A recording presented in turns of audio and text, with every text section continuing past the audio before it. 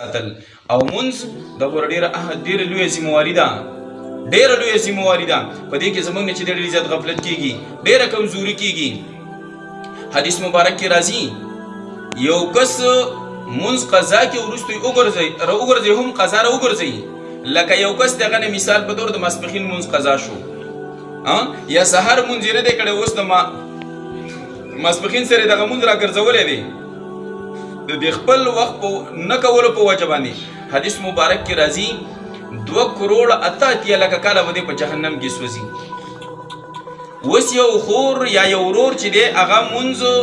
صرف قضا کړي رستوي را ګرځولې دی لکه دا نه چې مکملي پرې خېری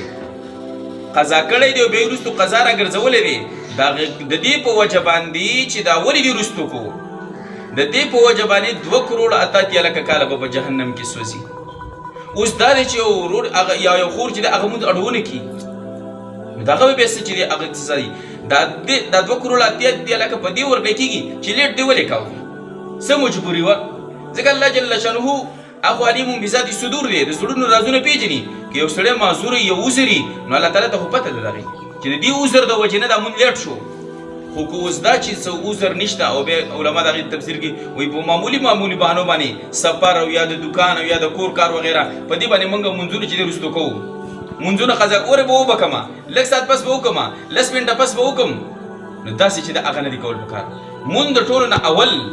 منځ مقدم دی دا نور کارونه وروسته د دنیا کارونه دا بکیږي د زمونږ ژوند دی